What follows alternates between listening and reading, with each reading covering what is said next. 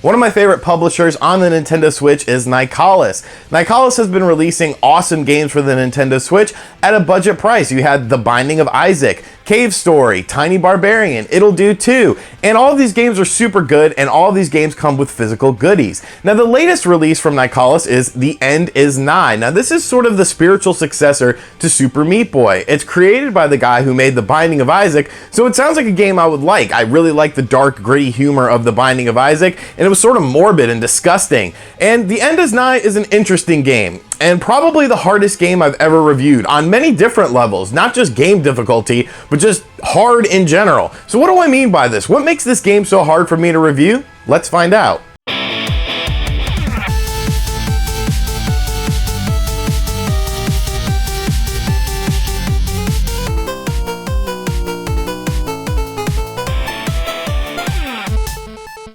Now, as with any physical Nicalis release, it does come with goodies. So we're going to take a look at the goodies before we get into the game. Now, this comes with Ash. Ash is the main character of the game, and he comes in like a little sort of a little squishy ball thing, so that's pretty cool. And it also comes with a color instruction booklet, which I love these. I wish more companies would do, standard instruction books with their Nintendo Switch games. There's a spot for it, you might as well use it. But it's good to see Nicalis is using it. So, The End is Nigh has you playing as a character named Ash, like I mentioned. And basically there's been an apocalypse, Ash is lonely, and he wants to make a friend and repopulate the world. Now the game starts out and it's sort of like this retro video game scene, like he's playing a game and then the cartridge goes out. And that sort of sets the pace for the game because there's actually retro game cartridges you can collect in the game that are like mini games. And that's super cool because it's always fun to have deviations. There's a ton of different ones to check out, so I like that aspect about the game. Now, the way the game plays out is each level is a single screen. Now, there's 600 levels in the game, and like I said, each level is a single screen. Now, on each screen, there's something called a tumor. The more tumors you collect, the more stuff you unlock in the game, and the better ending you get as well. So you want to collect these tumors that are hidden in like difficult spots. You got to use your platforming. Now, this is an action platformer with no real combat or anything. All you have is a jump, you're able to hang on ledges, and you can kind of swoop down really fast as well. But the main thing is your platforming. This is a game that's heavy on platforming, and I like that aspect about the game. It's very simplistic, it's very pick up and play. When you die, because you're gonna die, you start right back at the start of the screen. So there's no, you're not going back like tens of levels or whatever. It's literally every level is a screen. So it makes the gameplay very fast and unique. Now, as far as the visuals and the aesthetics go of the game, I like it. It's very dark, it's very brooding, but it really fits the tone of the game. The game is supposed to be, this post-apocalyptic world where there's nothing going on. The enemies are kind of weird looking and whatnot. The music is really well done too. It keeps you progressing throughout the levels of the game. And the control is really tight and really fluid as well. You're able to control your jump, you're able to control your hanging on ledges, and everything feels really good.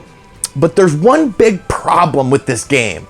I suck at it! I am absolutely terrible at this game. I have died like 1,000 times, and that's not even an exaggeration. I've literally died so many times playing this game. So I never really played Super Meat Boy because that game just looks super difficult to me. But I figure it's akin to sort of how Super Meat Boy is in terms of difficulty. A game that I can relate this game to is Super Mario Maker. Now imagine playing like the most difficult Super Mario Maker levels, those ones that just make you want to rip your hair out.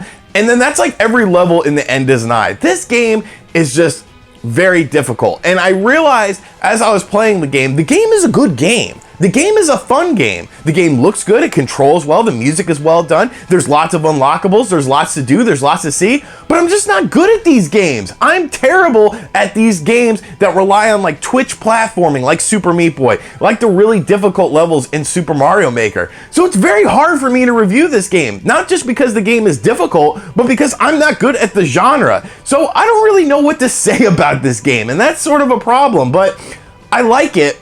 I just wish I was better at it, if that makes any sense. If you're a fan of games where, you know, difficult platforming is a thing, where you're having to traverse in areas and make pinpoint jumps, and, you know, you don't mind dying a lot and you have a lot of patience, this is a very good game. If you like Super Meat Boy, if you like those ridiculously difficult levels in Super Mario Maker, you're gonna love this game. It's only 30 bucks if you get the physical version. It comes with the goodies, like I said. There's a ton of unlockables, there's different endings and stuff, but the unfortunate thing is I'm never gonna see those endings, and I kept trying to play the game and trying to progress in the game to sort of beat the game so I could give you guys a better idea of the game, but I just suck at it, and I'm not good at it. I got to like the 4th world, and I realized this is probably as far as I'm getting while keeping my mental sanity in line, because it's a difficult game. You know, it's not because the controls are bad, it's not because anything is bad about it, it's planned to be difficult. And once you figure out how to beat the level, you know, the single screen, once you figure out how to get from one side of the screen to the other and maybe pick up the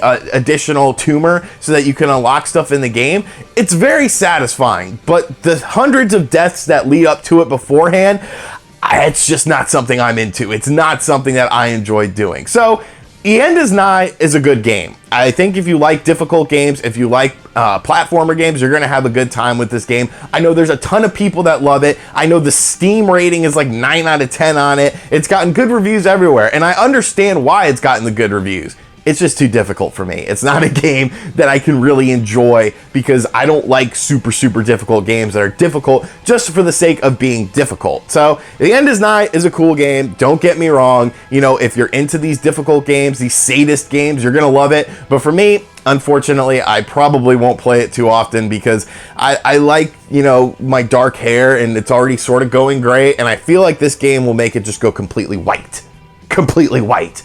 So anyways, let me know if you've played The End is Nigh in the comments section down below, and thank you for checking out this review of the game. Like I said, a solid game. It's just one that's too difficult for me. Maybe I just suck at video games. Who knows? Let me know what you think about this game in the comments section down below. Thank you for checking out this video. If you're new here, make sure you subscribe to the channel. Make sure you hit that like button as well. Share this video around, and I will catch you guys next time. I might go try another level or two of this game. Later. RGT NA5, RGT NA5.